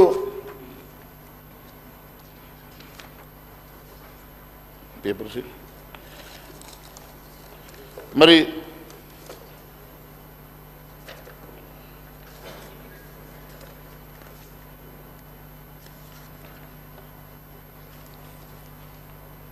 అధ్యక్ష, ఈరోజు నేను ఒకటే తెలియజేస్తా ఉన్నాను అధ్యక్ష. నిన్న గౌరవ ముఖ్యమంత్రి గారు కేవలం కాళేశ్వరంకి రాలేదు కాబట్టి బీజేపీ టీఆర్ఎస్ ఒకటని చెప్పే ప్రయత్నం చేసిండు అధ్యక్ష. గౌరవ ముఖ్యమంత్రి గారు చాలా తెలివైనడు అధ్యక్ష, నేను చిన్నప్పటి నుంచి చూస్తున్నా. చాలా తెలివైనడు కాబట్టి అధ్యక్ష ఆయన అందుకనే అధ్యక్ష గతంలో కూడా ఇదే ప్రొపగండాని స్లోగన్ని వాడుకునే ముఖ్యమంత్రి అయిన అధ్యక్ష. మళ్ళీ ఇప్పుడు ఎంపీ ఎలక్షన్స్ వస్తున్నాయి కాబట్టి మళ్ళీ అదే స్లోగన్ని వాడుకొని అయిదామంటే ఒకసారి పనిచేస్తుంది కానీ మళ్ళీ ఇది పని చేయదని చెప్పి నేను తెలియజేస్తా ఉన్నాను అధ్యక్ష. ప్రతిసారి ముఖ్యమంత్రి గారు సేమ్ ఫార్ములా పనికిరాదు. నేను మీకు విషయం తెలియజేస్తా ఉన్నాను, ఏ రోజు కూడా భారతీయ జనతా పార్టీ టీఆర్ఎస్ తోటి కలిసి పనిచేసే సమస్య లేదు, చేయబోదని చెప్పి తెలియజేస్తా ఉన్నాను అధ్యక్ష. ఏదున్నా సంసారం మీ మధ్యలో ఉన్నది, రిలేషన్షిప్ మీ మధ్యలో ఉన్నది. నేను ఒకటే అడుగుతా ఉన్నాను అధ్యక్ష, మరి నిజంగా కూడా రేవంత్ రెడ్డి గారికి చిత్తశుద్ధి ఉంటే కాళేశ్వరం బోర్డు ఎందుకు అధ్యక్ష? కాళేశ్వరం పోవడానికి ఎమ్మెల్యేలు ఏమన్నా టెక్నికల్ పర్సన్స్ అధ్యక్ష? మాకేం అర్థమవుతుంది అధ్యక్ష? మీరేమన్నా ఉంటే అధ్యక్ష ఒక నిమిషం అధ్యక్ష గౌరవ సభ్యులు ఏదైతుందో ముఖ్యమంత్రి గారి పేరు తీసుకొని మాట్లాడుతున్నాను. వారు ఏం చెప్పినారు రాష్ట్ర తెలంగాణ ప్రజానికానికి గత 10 సంవత్సరాలకే జరిగిన ప్రాజెక్టు లోపల లక్షలాది రూపాయల ప్రభుత్వ ధనాన్ని దుర్వినియోగం చేసిన ప్రాజెక్టు అవకతవకల మీద సభలతో ఎన్నుకోబడ్డ శాసనసభ్యులను అన్ని పార్టీల శాసనసభ్యులు బీజేపీ గౌరవ శాసనసభ్యులు కూడా ఆహ్వానించినారు. వారు ఎవరు రాకుండా ఇప్పుడు ముఖ్యమంత్రి గారి మాట్లాడడం సరైన పద్ధతి గారు. వారు ప్రధానమంత్రి గారితో 2014 నుంచి 9.5 సంవత్సరాల నుంచి వారు ఇచ్చినట్టు భారతీయ జనతా పార్టీ ఈ కేంద్రంలో అధికారం నుండి దళితులకు కానీ బలహీన వర్గాలకు కానీ పేద ప్రజానికానికి కానీ కేంద్ర ప్రభుత్వం ద్వారా చేసినటువంటి మంచి పనులు ఏందో చెప్పమనండి. ఈరోజు బడ్జెట్ సంబంధించినటువంటి రాష్ట్ర ప్రభుత్వం 6 గ్యారంటీ పథకాలతోని రాష్ట్ర ప్రభుత్వానికి ఏ విధంగా ఆర్థికంగా రావాల్సినటువంటి ఏదైతే ఉందో కేంద్ర ప్రభుత్వం నుంచి నిధులిపించే విషయంలో ఒక మంచి సలహా సూచన ఇవ్వాలని చెప్పేసి సభ్యులు కోరుతున్నాను. లక్ష్మణ్ గారు, గౌరవ సభ్యులు లక్ష్మణ్ గారు, మీరు కూడా మొదటిసారి వచ్చిండ్రు, పద్ధతుల గురించి మీరు చెప్పొద్దు. రేవంత్ రెడ్డి గారు ఏ రకంగా మాట్లాడారు అవన్నీ నేను ఇప్పుడు చెప్పదలుచుకోలేదు. రేవంత్ రెడ్డి గారు లాంగ్వేజ్ గురించి నేను మాట్లాడతలేను. We take a strong objection, Adhyaksha. No, Adhyaksha. As a legislative minister, I would like to intervene with your kind permission, Adhyaksha. వారు పాపం లక్ష్మణ్ కుమార్ గారు చాలా రాజకీయ అనుభవం గల వ్యక్తి. జిల్లా పరిషత్ చైర్మన్గా చేసిండ్రు. వారు మొదటిసారి శాసనసభకు వచ్చిండొచ్చు. రాజ్ ఠాకూర్ గారు కూడా మొదటిసారి శాసనసభకు వచ్చిండొచ్చు. కానీ సభా సాంప్రదాయాలను తెలుసుకునే ప్రయత్నంలోనే వారు ఆ పరిధిలోనే మాట్లాడుతూ ఉన్నారు. మీరు సీనియర్ శాసనసభ్యులుగా కొద్దిగా ఓపికతో వినిపించే సదవకాశం కల్పించాలి వారికి. మీరు ఈరోజు వారిని పట్టుకొని మొదటిసారి వచ్చిండ్రు, సాంప్రదాయాలు తెలియదంటే సరికాదు గౌరవ శాసనసభ్యులు. ఎందుకంటే వారు కూడా సీనియర్ శాసనసభ్యులు. సార్, నేను ఒకటే అడుగుతా ఉన్నాడు, మా లక్ష్మణ్ కుమార్ గారు ఒకటే అడిగినారు. మీరు పదే అంటున్నారు. సరే, మా ముఖ్యమంత్రి గారు అంటుండొచ్చు, మేము అంటున్నాము స్పష్టంగా బీజేపీ టీఆర్ఎస్ కలిసి పనిచేస్తూ ఉన్నాయని ప్రజానికం అనుకుంటా ఉన్నారు. మా రాజ్ ఠాకూర్ గారు ఏం అడిగినరు? రాబోయే కాలంలో మీరు వారు బయట ప్రత్యక్షంగా పరోక్షంగా కలవరని ఏ విధమైన నమ్మకం కలిగిస్తారు? రేపు శాసనసభలో కూడా వారు మీరు మమేకమవుతామని రాబోయే కాలంలో ఏ విధంగా చెప్తారు? స్పష్టంగా మీ దగ్గర నుంచి సమాధానం కోరుతున్నారని రాజ్ ఠాకూర్ గారు అడిగినారు. వీరేమడిగినరు? ఈ విధంగా మనం చేసే గోదావరి నది జలాలపై జరుగుతూ ఉన్న జరిగిన అనేక అక్రమాలు, అనేక తప్పిదాలు విషయంలో లక్ష్మణ్ కుమార్ గారు మాట్లాడటం జరిగింది. అధ్యక్ష, వారికి సమాచారం మేరకు, ఎందుకంటే వారు మొత్తం సమాచారంతోనే వచ్చామంటున్నారు, తప్పకుండా కేంద్ర ప్రభుత్వం ఉంది, కేంద్ర ప్రభుత్వంలో అధికారాలు ఉన్నాయి, ఆ అధికారాలను ఉపయోగించుకొని ఈరోజు రాష్ట్ర ప్రయోజనాలకు సంబంధించి ఏం చేస్తారో, ప్రత్యేకించి రాష్ట్ర విభజన చట్టం కింద అనేక చట్టానికి సంబంధించిన తెలంగాణ రాష్ట్ర ప్రజలకు సంబంధించి మనకు రావాల్సిన అనేక హక్కులు ఉన్నాయి. దాని గురించి కూడా ప్రస్తావన చేస్తే బాగుంటుందని మీ ద్వారా వారికి తెలియజేస్తా ఉన్నాం. అధ్యక్ష, రెడ్డి గారు. అధ్యక్ష, శ్రీధర్ బాబు గారు చాలా ఇంటెలిజెంట్గా డైవర్ట్ చేస్తారు, చాలా తెలివైన వాడు, సీనియర్ శాసనసభ్యుడు. వారు కూడా నా చిన్ననాటి స్నేహితుడే. కానీ నాకు వారి గురించి తెలుసు అధ్యక్ష, వారు ఏ రకంగా ఇది చేస్తారో. నేనేమన్నాను అధ్యక్ష, గౌరవ ముఖ్యమంత్రి గారు కూడా ఏ రకంగా మాట్లాడతారో మీకు తెలుసు అన్నాను. గౌరవ ముఖ్యమంత్రి గారు నేను ఎప్పుడు కూడా పేరు తీసుకున్నాను, ఎప్పుడు తీసుకున్నా నాకు తెలుసు అధ్యక్ష. నేను ఎవరైనా గౌరవ సభ్యుని కూడా గౌరవ సభ్యుడిని పిలిచేటువంటి సంప్రదాయం నాది. నేను ఎవరిని పిలిచినా నేను ఎక్కడ కూడా ఏ రోజు కూడా అన్పార్లమెంటరీ లాంగ్వేజ్ కానీ అలాంటి నాకు భాషలకు అలవాటు లేదు, అలాంటి మాటని మాట్లాడను. నేను గౌరవ ముఖ్యమంత్రి గారు నిన్న మాట్లాడినటువంటి విషయాన్ని నేను ప్రస్తావన చేస్తూ, గౌరవ ముఖ్యమంత్రి గారు నేను ఏమన్నారు, మాకు టీఆర్ఎస్తో సంబంధం పెట్టించే ప్రయత్నం చేశారు. మీరు ముందు చెప్పండి, మీరు టీఆర్ఎస్ కలవరని చెప్పేసి, మీకు టీఆర్ఎస్కి ఫర్దర్గా ఏ రోజు కూడా లోపాయకార ఒప్పందం ఉండదని చెప్పి రేపు పార్లమెంట్లో మీరు వారు కలవరా, లేకపోతే భవిష్యత్తులో కూడా ఎప్పటికీ కలవరా మీరు చెప్పండి. లేక వారి సభ్యుల్ని మీరు తీసుకోరా మీరు చెప్పాలా. అది మీరు చెప్పకుండా మమ్మల్ని చెప్పమంటే ఎట్లా? మీరు ఈరోజు అధికారంలో ఉన్నారు, రేపు అవసరమైతే అలయన్స్ అయ్యేది మీరు. గతంలో అలయన్స్ అయినటువంటి చరిత్ర మీకున్నది. కానీ మీరు చెప్పకుండా ఈ రకంగా మీరు మమ్మల్ని తప్పుదో పట్టించడం ఇది మంచిది కాదని చెప్పి నేను తెలియజేసుకుంటూ, గౌరవ ముఖ్యమంత్రి గారు నేను అన్న మాట నేను మళ్ళీ ఒకసారి ప్రస్తావన చేస్తున్నాను అధ్యక్ష. గౌరవ ముఖ్యమంత్రి గారు కేవలం మేము పిక్నిక్కి రాలేదని చెప్పేసి మాకు అంటగట్టే ప్రయత్నం చేశారు కదా అధ్యక్ష. నేను ఒకటే అడుగుతా ఉన్నాను. లక్ష్మణ్ భాయ్ కూర్చోండి. నేను ఒకటే, లెట్ మీ కంప్లీట్. మీరు నిన్న వెళ్ళి పోయొచ్చిన తర్వాత మీ వెంట మేము రాలేదంటే, మీ వెంట వస్తేనేమో మేము మంచి వాళ్ళము, లేకుంటే మేము వెంట రాకుంటే మేము ఇదైతామా?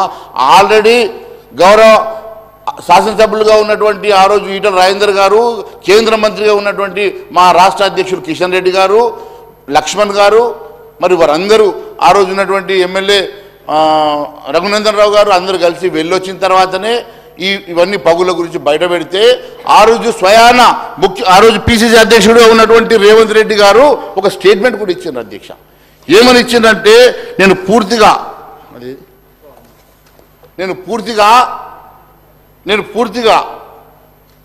అధ్యక్ష వినండి. అవినీతిని ఆధారాలతో సహా నిరూపించకపోతే రాజకీయాల నుంచి తప్పుకుంటానన్నారు.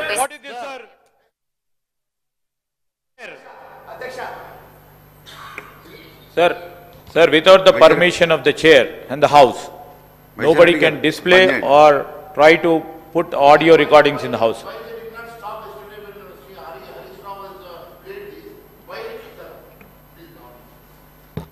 Sir, why they did not stop Harish Rao when he has played the same audio yesterday, sir? Sir, వారికి ఓపిక ఉండాలా సార్, వినాలా సార్.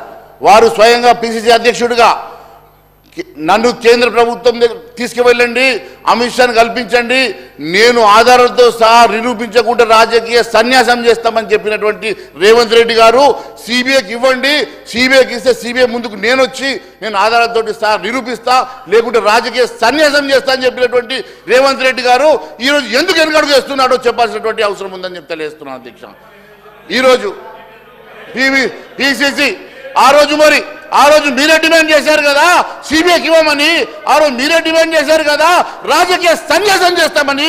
మరి ఈ రోజు ఎందుకోసం మీరు వెనుకడుగు వేస్తున్నారో గౌరవ ముఖ్యమంత్రి గారు చెప్పాలని తెలియజేస్తున్నాను అధ్యక్ష.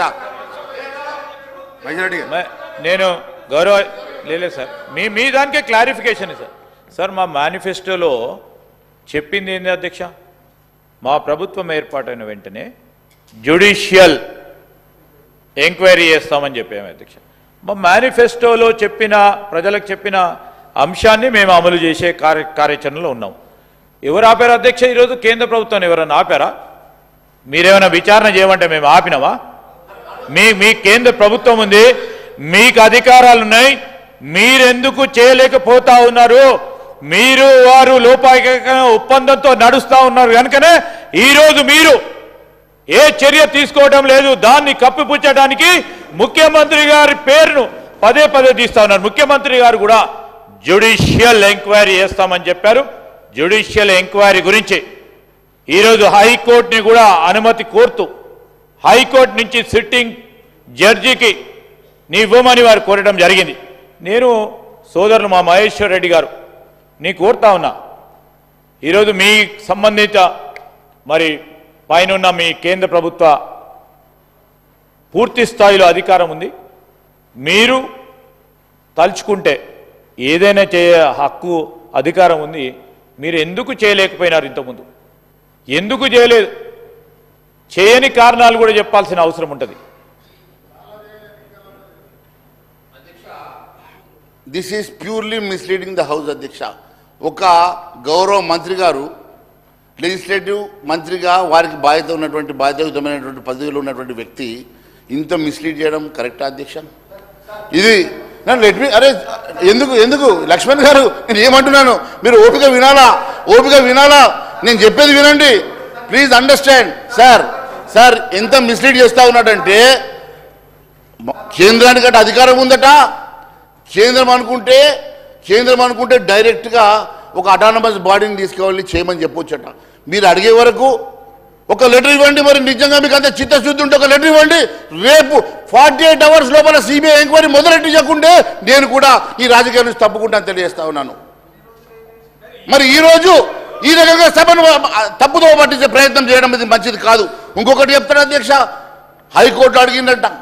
అరే హైకోర్టు చెప్పింది కదా సిట్టింగ్ జడ్జి తోటి పాసిబుల్ కాదని చెప్పి, సిట్టింగ్ జడ్జిని ఇవ్వలేనని చెప్పి హైకోర్టు చెప్పిన తర్వాత కూడా ఈరోజు మళ్ళీ దాని గురించి గమ్మున ఉన్నారంటే దీని వెనుక ఏదో మతలబు ఉన్నది అధ్యక్ష. దానివల్లనే వీరిద్దరు కొల్లుడు అవుతున్నారని చెప్పడానికి ఇది ఒక ఆధారం చాలా అధ్యక్ష. నిజంగా చిత్తశుద్ధి ఉంటే ఈ రోజైనా సరే మీరు సిబిఐకి ఇవ్వండి. లేదంటే మీరిద్దరు మ్యాచ్ ఫిక్సింగ్లో భాగమని మీ కంట్రోల్లో పెట్టుకొని వాళ్ళని బ్లాక్మెయిల్ చేసి మీరు ముందుకు సాగాలని ఆలోచిస్తున్నారని, మీరు ఖచ్చితంగా ఒక మ్యానిఫైడ్ ఇంటెన్షన్ తోటే ముందుకెళ్తా ఉన్నారని, మీరు ఇద్దరు కలిసి కట్ట ఆడుతున్న నాటకం అని చెప్పి ఇది రుజువవుతుంది అధ్యక్ష. మీరు ఈ రకంగా మీరు తప్పుడు సమాచారాలు ఇవ్వడం ఏంది అధ్యక్ష? ఒక ముఖ్యమంత్రి హోదాలో రేవంత్ రెడ్డి గారు, ఒక మంత్రి హోదాలో శ్రీధర్ బాబు గారు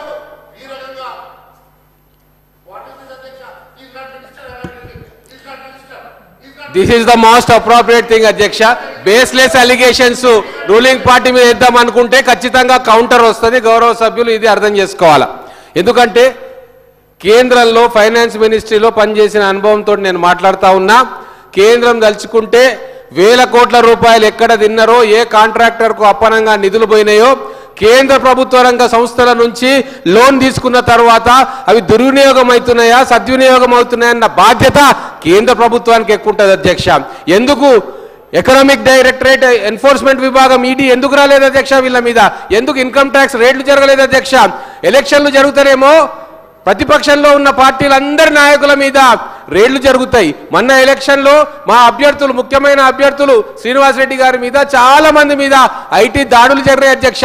ఎవరు అనుమతి పత్రాలు ఇచ్చిండ్రు, ఎవరు కన్కరెన్స్ ఇచ్చిండ్రు, ఎందుకు దాడులు జరిగిన ఎలక్షన్ల ముందు అదొక్కసారి ఆత్మవిమర్శ చేసుకోవాలి. ఈ రోజు నేను చెప్తున్నాను అధ్యక్ష మీ ద్వారా వారికి, తర్వాత తెలంగాణ సమాజానికి, కాళేశ్వరం ప్రాజెక్టులో కోట్ల రూపాయల, వేల కోట్ల రూపాయల అవినీతి జరిగింది.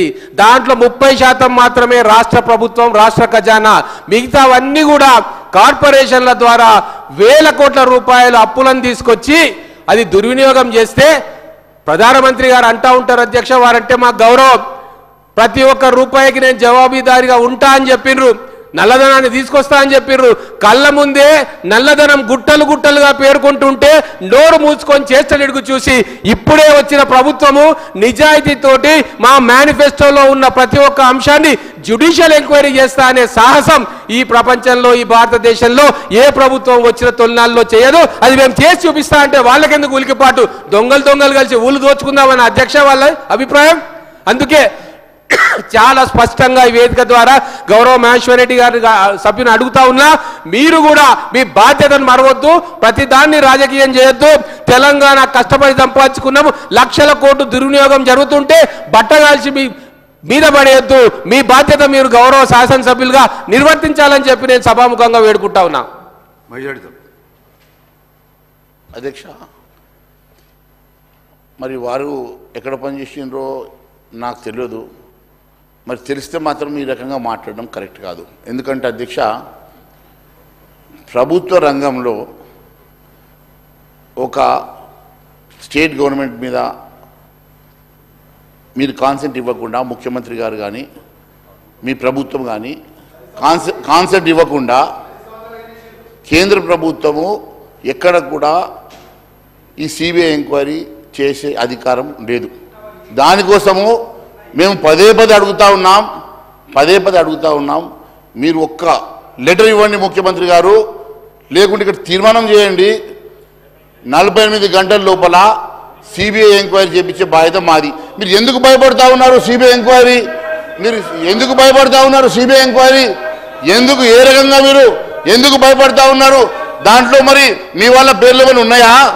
మీ వాళ్ళ పేర్లు, మీ మిత్రుల పేర్లు ఏమైనా ఉన్నాయా? దేనికోసం ఊరికే పిల్లలను చూసి, క్రాకులు చూసి వస్తే ఏమొస్తుంది అధ్యక్ష? కడుపులు ఉంటుందా? పిల్లలను చూసేద్దాం, కాళేశ్వరం పోయేద్దాం, నీటిని చూసేద్దాం. గత ప్రభుత్వం కూడా నీళ్ళని చూడటానికి ఒకసారి బస్సులు పెట్టిర్రు, ఈయనమ్మ పిల్లలను చూడటానికి బస్సులు పెట్టిర్రు. దీనివల్ల కాదు అధ్యక్ష. ఈరోజు నిజంగా చిత్తశుద్ధి ఉంటే, మీరు ఇద్దరు ఒకటి కాదంటే, మీకు ఇద్దరి మధ్యన లోపాయికారు ఒప్పందం లేదంటే, మీరు ఈ రోజైనా సిబిఐ ఎంక్వైరీకి సిద్ధం కండి. 48 గంటల్లో సిబిఐ ఎంక్వైరీ చేయించే బాధ్యత మా భారతీయ జనతా పార్టీ అని తెలియజేస్తా ఉన్నాను అధ్యక్ష. ఈ రకంగా మీరు తప్పుడు మాటలతోటి, తప్పుడు మరి హౌస్ని మిస్లీడ్ చేయడం సంబంధించిన కాదు, ఇది మంచి పద్ధతి కాదని చెప్పి తెలియజేస్తా ఉన్నాను అధ్యక్ష. ఈరోజు పూర్తిగా ఇరిగేషన్ కూడా అధ్యక్ష, ఇరిగేషన్కి మీరు కేటాయించిన నిధులు ఎంత అధ్యక్ష? ఇరిగేషన్లో దాదాపు 22,000 కోట్ల రూపాయలు రీపేమెంట్కే పోతుంది. 13,500 కోట్ల రూపాయలు కాంట్రాక్టర్ల రీపేమెంట్స్కి, కాంట్రాక్టర్ల పేమెంట్స్కి పోతుంది. 13,500 కాంట్రాక్టర్ల పేమెంట్స్కి పోగా 22,000 కోట్ల రూపాయలు మరి దాదాపుగా రీపేమెంట్స్కి, ఇంట్రెస్ట్కి పోగా 35,000 కోట్ల రూపాయలు ఇస్తే ఆడికాడికే సరిపోతుంది అధ్యక్ష. అటువంటిది 28,000 కోట్లు ఇచ్చి చేతులు దులుపుకొని ప్రాణహిత చేతులు కడతారట. అయిపోయి వచ్చేసిందా ఇంటిమేషన్? అయ్యగారు, మా మినిస్టర్ గారు చెప్పేసిండ్రు, నేను కూడా ఎక్కువ టైం తీసుకోను సార్, ఎక్కువ టైం తీసుకోను. వాళ్ళకేమో 2 గంటలు ఇస్తారు సార్, వాళ్ళకి 2 గంటలు ఇస్తారు. ఇక చెప్పొస్తూనే ఉన్నాడు, చెప్పగానే బెల్లు కొడుతూనే ఉన్నారు. నేను ఒకటే చెప్తా ఉన్నాను అధ్యక్ష, ఈరోజు ఒకటే చెప్తా ఉన్నాను అధ్యక్ష, ఇరిగేషన్లో మీరు ఏ రకంగా ప్రాణహిత సేవలు కడతారు, ఏ రకంగా మీరు చెప్పినటువంటి మేనిఫెస్టోలో చెప్పినటువంటి మరి అంశాలన్నీ కూడా మీరు ఏ రకంగా పూర్తి చేస్తారు. ఏఎంఆర్ ప్రాజెక్టు దగ్గర నుంచి మరి పూర్తిగా దాదాపుగా 18 లిఫ్ట్ ఇరిగేషన్లతో సహా 18 ప్రాజెక్టులు మీరు మెన్షన్ చేస్తున్నారు కదా, మరి దాంట్లో మీకు కావాల్సిన దానికి ఎన్ని వేల కోట్ల రూపాయలు అవసరం పడుతుందో చెప్పకుండా, మీకు రీపేమెంట్స్కి సరిపోయిన డబ్బులు కూడా మీరు ఇవ్వకుండా, కాంట్రాక్టర్ పేమెంట్స్ కూడా సరిపోయిన డబ్బులు మీరు ఇవ్వకుండా 28,000 కోట్లు గతంలో ఇచ్చినటువంటి ప్రభుత్వ లెక్కల ప్రకారం మీరు కూడా అదే నంబర్ ఒక 2-3 కోట్లు అటు ఇటు చేసేసి మీరు ఇలా బడ్జెట్ రిలీజ్ మీరు ఓడన్ అకౌంట్ చెప్పేసి ఈరోజు ప్రజల్ని మిస్లీడ్ చేస్తూ ఉన్నారు, సభను మిస్లీడ్ చేస్తూ ఉన్నారు. మీరు పూర్తిగా ఇది ఒక డొల్లా బడ్జెట్, ఇది ప్రజల్ని మోసం చేసే బడ్జెట్, మీరు ఇచ్చిన హామీలు నెరవేర్చలేని బడ్జెట్, మీరు ఇచ్చిన ఏ ఒక్క హామీ ఇలా పూర్తిగా నెరవేర్చలేని బడ్జెట్. 4 రోజుల తర్వాత పాపం ఎమ్మెల్యేలు కూడా నియోజకవర్గంలో తిరగాలంటే తిరగలేని పరిస్థితి వస్తుంది అధ్యక్ష. ఈ రకంగా మీరు ఇచ్చినటువంటి హామీలను ప్రజలు ప్రశ్నించడం మొదలు పెడితే ఎమ్మెల్యేలు గ్రామాల్లో తిరిగే పరిస్థితి కూడా ఉన్నది అధ్యక్ష. కేవలం ఎంతకాలం మభ్య పెడతారు, ఎంతకాలం డిబేట్ చేస్తారు అధ్యక్ష. కేవలం మీరు అధికారం రావాలని ఒకే ఒక ఆకాంక్షతో వచ్చిండ్రు, అధికారంలోకి వచ్చిండ్రు, ప్రజల్ని మోసం చేసిండ్రు, మభ్య పెట్టిండ్రు, అబద్ధాల మాటలతోటి ఈరోజు పూర్తిగా ఈ రాష్ట్రాన్ని మళ్ళీ మీరు ఒక ధ్వంసం చేసే ప్రయత్నం చేస్తూ ఉన్నారు. నేను ఒకటి అడుగుతా ఉన్నాను, గత ప్రభుత్వం చేసింది, గత ప్రభుత్వం ఎక్కడ కూడా మరి ఇచ్చిన హామీలు నెరవేర్చలేదని, గత ప్రభుత్వం ఎక్కడ కూడా ఇచ్చిన హామీలు నెరవేర్చలేదని ఈ ప్రభుత్వం కూడా అదే మాదిరిగా మేము కూడా వాళ్ళు చేసిండ్రు మరి మమ్మల్ని ఏం చేస్తారు అని చెప్పేసి మేము కూడా ఇట్లే కాలం గడుపుతామనంటే నడవదు అధ్యక్ష. గత ప్రభుత్వం అంటే మోసం చేసిందనే వాళ్ళని వాతలు పెట్టిండ్రు, మోసం చేసిందనే వాళ్ళని దించేసిండ్రు, మోసం చేసిందనే వారికి వీళ్ళ అపోజిషన్లో కూర్చోబెట్టిండ్రు అధ్యక్ష. కానీ మీరు మాట ఇస్తే తప్పరనుకున్నాం, కానీ మొన్ననే కొంతమంది ఎమ్మెల్యేలు నాతో చెప్తున్నారు, సార్ మా ముఖ్యమంత్రి ఇట్లా యూటర్న్ తీసుకుంటాడు అనుకోలేదు సార్, మా ముఖ్యమంత్రికి ఇట్లా యూటర్న్ తీసుకుంటా అనుకోలేదు సార్ అని చెప్పి కొంతమంది ఎమ్మెల్యేలు పాపం నాకు చెప్తున్నారు. అయ్యా బయట కూడా కొంతమంది చెప్తా ఉన్నారు యూటర్న్ ముఖ్యమంత్రి అని. అయ్యా నువ్వు యూటర్న్ ముఖ్యమంత్రి కావద్దు, నువ్వు నా స్నేహితుడివి, నువ్వు మంచి ముఖ్యమంత్రిగా పేరు తెచ్చుకోవాలని కోరుతా ఉన్నా. నువ్వు నా స్నేహితుడిగా మంచి ముఖ్యమంత్రిగా పేరు తెచ్చుకోవాల్సిందిగా కోరుతా ఉన్నాను. ఇప్పుడు అధ్యక్ష రాజకీయ ప్రసంగం చేస్తున్నవారు, మా ముఖ్యమంత్రి గారు ఎక్కడా యూటర్న్ తీసుకోలేడు, మా ముఖ్యమంత్రి గారు పదే చెప్తున్నాడు మేము ప్రజలకు ఇచ్చిన హామీలను అమలు చేసే బాధ్యతను తీసుకుంటామని చెప్పని. ఈరోజు అసెంబ్లీలో కూడా మేము పెట్టినటువంటి బడ్జెట్లో కూడా మేము ప్రతిపాదన 6 గ్యారెంటీలు ఏ విధంగా అమలు చేయాలని చెప్పినటువంటి ఆలోచనతోని ముందుకు పోతున్నాం. ఇప్పటికే 2 అమలు చేసినాం, గవర్నర్ గారి ప్రసంగంలో మరో 2 అమలు చేయబోతున్నాం చెప్పి మిగతావి కూడా 100 రోజుల్లో అమలు చేస్తామని చెప్పినాం. మా ముఖ్యమంత్రి గారు మాకు ఖచ్చితంగా చెప్పారు ప్రజలలోకి వెళ్ళండి, మనం ఇచ్చిన హామీలు అమలు చేస్తామని చెప్పిన మాట చెప్పింది అధ్యక్ష. మరో మాట వారు మాట్లాడుతూ సిబిఐకి మీరు ఇవ్వండి అంటున్నారు. మేము ఆల్రెడీ జార్ఖండ్కి వెళ్ళినారు అధ్యక్ష, అక్కడ ఇవ్వకుండా జార్ఖండ్కి వెళ్ళినారు.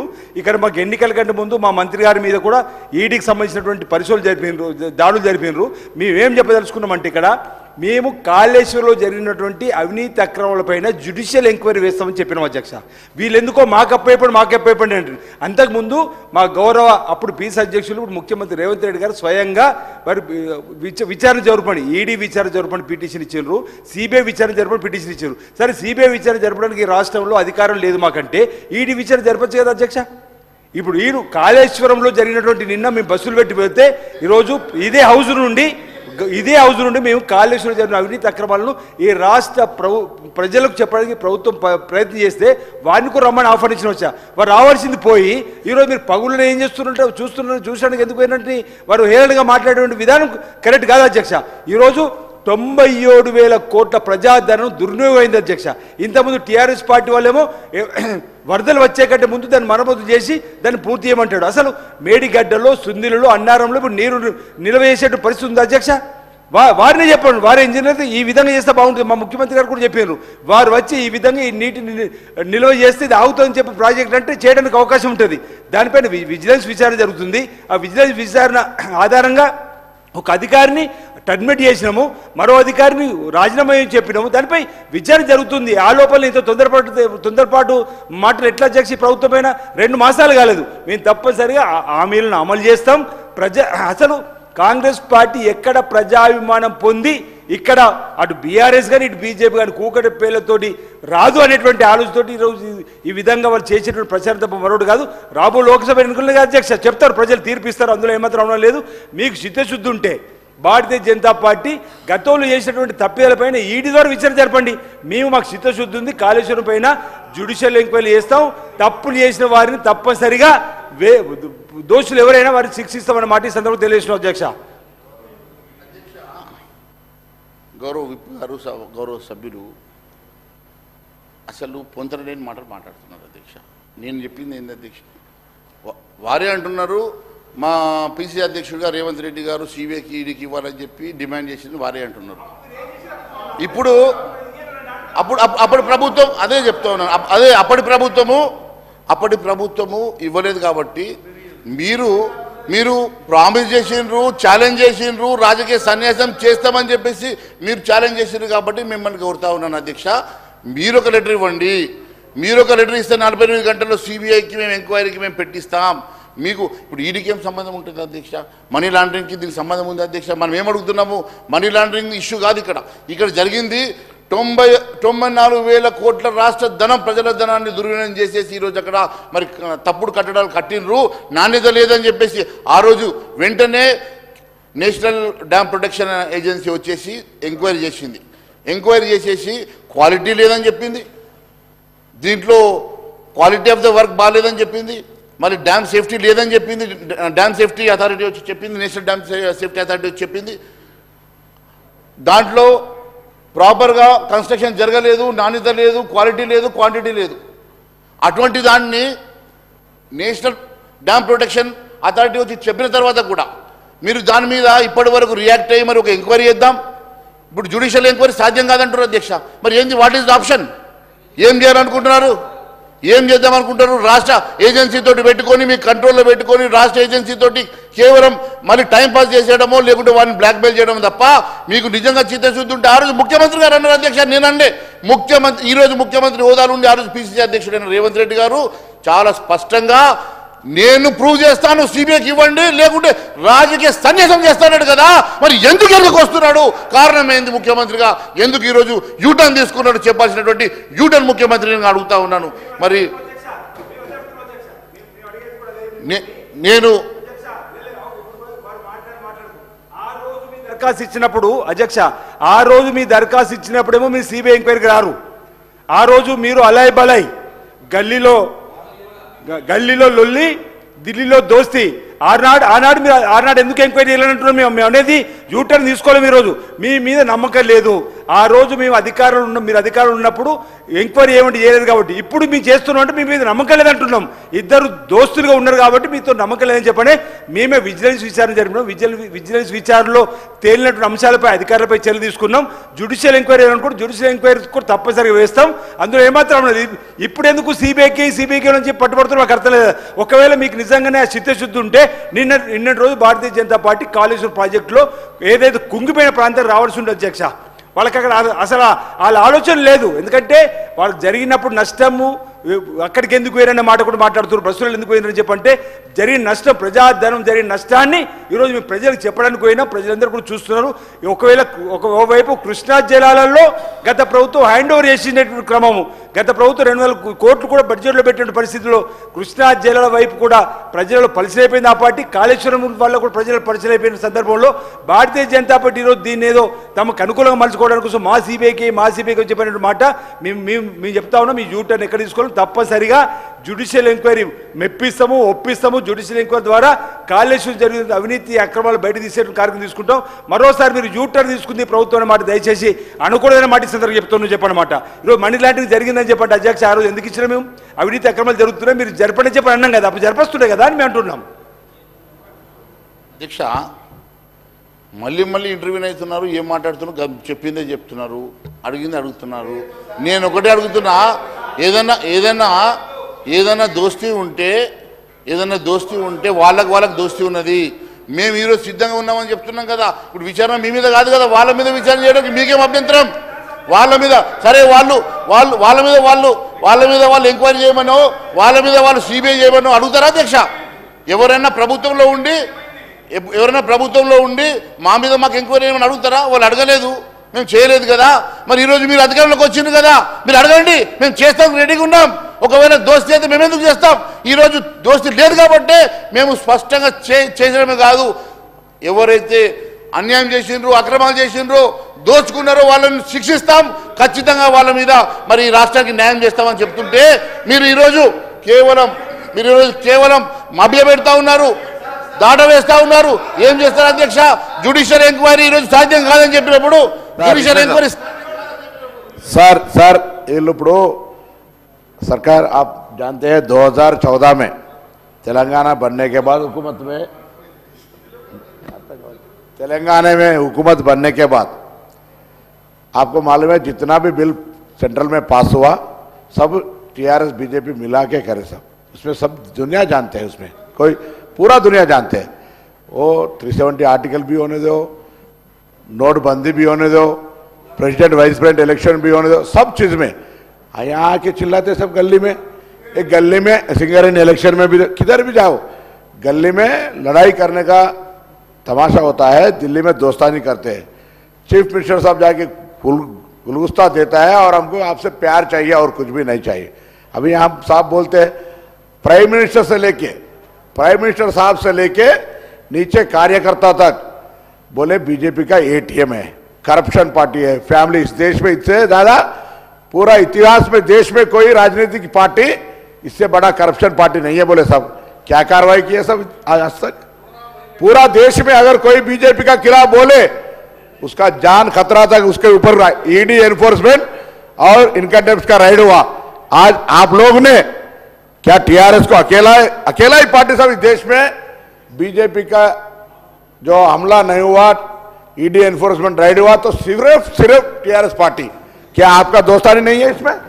देश में कोई अगर बीजेपी का खिलाफ बोले, वो जर्नलिस्ट हो, वो कोई भी मीडिया एजेंसी हो या लीडर हो, पॉलिटिकल पार्टी हो, उसको दबाना है, जेल भेजना है, वो डराना है और उसके कंट्रोल में लाना है, इसका नियत है, वो उसका सिस्टम है। मगर टीआरएस के ऊपर ऐसा नहीं है सब 10 साल में। आप भी बोले, मैं बोल रहा हूं 10 बार अमित शाह जी आके, नड्डा जी आके, सब लोग गली से लेकर किशन रेड्डी साहब आज बोले सब, आप पूरा दुनिया बोल रहे किशन रेड्डी जी नॉमिनेटेड बाय केसीआर, बिनामी है, वो बीजेपी प्रेसिडेंट, उसको अपॉइंटमेंट ने केसीआर ने करवाया। बंडी संजय क्यों हटाए? ये बात बोलने के लिए अब हाउस में बोले, आप ये नहीं बोलते। और ये भी बात हम पूछना चाहते हैं, कल आप दोनों का दोस्ती नहीं होता, ये गारंटी है, ये तेलंगाना जनता को जानना चाहिए बीजेपी का टीआरएस का दोस्तानी है और कल के लिए भी दोस्तानी रहेगा। इसीलिए तो पार्लियामेंट में जो भी काम है वो बिल पास करने में दोनों सहयोग मिलता है सब, ये तो पूरा जनता जानते हैं। इसलिए जितना कम बोलते उतना अच्छा है। कांग्रेस को क्रिटिसाइज करने के लिए आपको जो कुछ मिलेगा ये ऐसा नहीं है। अगर कुछ ताकत है आपके पास, जितने भी बीजेपी एमएलए तेलंगाना से है, जाओ सरकार, केंद्र सरकार से जितने भी पैसे ला सकते लाओ, हम लोग सहयोग देने के लिए रेडी है। पिछले वाला सरकार केंद्र सरकार का सहयोग नहीं चाहता था, मगर हम इस बार केंद्र सरकार का सहयोग चाहता है तेलंगाना प्रोग्रेस के लिए। इसलिए आप मैं महेश्वर रेड्डी साहब से गुजारिश करता हूं, जरा कोशिश करो तेलंगाना सरकार को ज्यादा पैसा दिलाने से केंद्र सरकार से। मैं आपको धन्यवाद, खुदा हाफिज। గౌరవ మంత్రి గారు, నేను వారిని గౌరవిస్తాను అధ్యక్ష. పాపం ఒకే ఒక్క బీసీ మంత్రి ఈ రాష్ట్రంలో 52% బీసీలకు ఒక మహిళా బీసీ మంత్రి కూడా ఉన్నారనుకోండి అధ్యక్ష, కనీసం 6-7 మంత్రి పదవులు ఇస్తారనుకుంటే ఉప ముఖ్యమంత్రి అని ఇవ్వకపోయారు అధ్యక్ష. వారు ఎంత ట్రై చేసినా ఉప ముఖ్యమంత్రి రాదు అధ్యక్ష. కష్టం ఎంత కష్టపడుతున్నాడు, నీకు ఉప ముఖ్యమంత్రి రాదు అధ్యక్ష. నీకు ఉప ముఖ్యమంత్రి రాదు అధ్యక్ష. నువ్వు ఎంత కష్టపడ్డా, నువ్వు గొంతు దించుకున్నా అధ్యక్ష. వారు ఏం మాట్లాడినారు అధ్యక్ష? ఏమైనా ఉందా? ఇది మళ్ళీ అదే తప్పిదం. సిబిఐకి ఎందుకు ఇవ్వరో చెప్పాలా? మాట్లాడితే కేంద్ర ప్రభుత్వం అంటే, సార్ కేంద్ర ప్రభుత్వం ఎప్పుడు కూడా కేంద్రంలో కానీ రాష్ట్రంలో కానీ, ఇంకా మీ కేంద్రంలో యూపీఏ గవర్నమెంట్లో కేసీఆర్ మంత్రిగా ఉండే, మీకు రాష్ట్రంలో ఇక్కడ రాష్ట్ర ప్రభుత్వంలో టీఆర్ఎస్ వాళ్ళు మంత్రులుగా పనిచేసారు. కానీ మా దగ్గర ఎప్పుడు ఎవరు మంత్రులుగా పనిచేయలేదు, ఎప్పుడు అలయన్స్ కాలేదు. ఎవరన్నా ఒకవేళ 370 ఆర్టికల్కి ఎవరన్నా సపోర్ట్ చేస్తామంటే ఎందుకు వద్దాం అధ్యక్ష? ఎందుకు వద్దంటాం? ఎవరికన్నా వచ్చి మేము మీకు నచ్చింది మీ ఆర్టికల్ ఈ రెజల్యూషన్ నచ్చిందని సపోర్ట్ చేసి వద్దంటామా అధ్యక్ష? అట్లా చాలామంది చేస్తుంటారు. మాకు ఏ రోజు కూడా ఎవరితోటి కూడా సంబంధాలు ఉండవు అధ్యక్ష. ఉంటే ఈరోజు సిబిఐ ఎంక్వైరీ చేస్తామని ఎందుకు అంటాం అధ్యక్ష?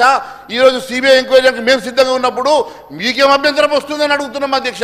ఈరోజు మీకు ఉన్నటువంటి జ్యుడిషియల్ ఎంక్వైరీ కూడా లేరుగా. మరి అటువంటిప్పుడు ఇన్ని మాటలు మాట్లాడుతున్నారు కదా అధ్యక్ష. మరి గౌరవ ముఖ్యమంత్రి గారు గౌరవ ప్రధానమంత్రి గారి దగ్గరకు వెళ్ళారు కదా అధ్యక్ష. గౌరవ ప్రధానమంత్రి గారి దగ్గరికి వెళ్ళి మరి మాట్లాడారు కదా. వచ్చిన తర్వాత చాలా బాగా మాట్లాడారు. అమిత్ షా గారు కూడా మాట్లాడారు. అడిగిన వెంటనే 10 మంది ఐఏఎస్ ఆఫీసర్ని ఇచ్చేశారు, 10 మంది ఐపీఎస్ ఆఫీసర్ని ఇచ్చారు. మీకు రావాల్సిన నిధులను ఇస్తామని చెప్పారు. మీ నిధులు మీకు ఖచ్చితంగా మీ వాటా మీకు ఇస్తామని చెప్పారని పొగిడారు కదా అధ్యక్ష. మళ్ళీ ఇప్పుడు ఏమైంది అధ్యక్ష? ఈరోజు ఎందుకు ఈ రకంగా మాట్లాడుతున్నారు అధ్యక్ష? ఎందుకు యూటర్న్ ముఖ్యమంత్రి గారు యూటర్న్ ముఖ్యమంత్రి అన్న పేరు ఎందుకు తెచ్చుకుంటున్నారు అధ్యక్ష? వారికి మంచి పేరు ఉన్నది అధ్యక్ష. ఇట్లా యూటర్న్ ముఖ్యమంత్రి అని తెచ్చుకోవడం మంచిది కాదు అధ్యక్ష. నేను ఒకటి అడుగుతా ఉన్నాను అధ్యక్ష. ఈ రోజు సార్ ఒకటే గౌరవ సభ్యులకు చెప్పేందంటే మాటికి గౌరవ ముఖ్యమంత్రి గారు సిబిఐకి లేఖ ఇవ్వమని చెప్పి అంటున్నారు కదా. కేంద్రంలో వారు సర్కార్లో ఉన్నారు. 9.5 సంవత్సరాల నుంచి పరిపాలన చేసిళ్ళు. వారు గౌరవ శాసనసభ్యులు ఉన్నారు. మీరందరూ కలిసి మీ ప్రధానమంత్రి దగ్గరికి పోయి 9.5 సంవత్సరాలు జరిగిన పాపం ఏదైతే ఉన్నదో లక్షలాది రూపాయల ఏదైతే అవినీతి మీద విచారణ కోసం మీరెందుకు దరఖాస్తు ఇస్తలేరా అంటున్నా.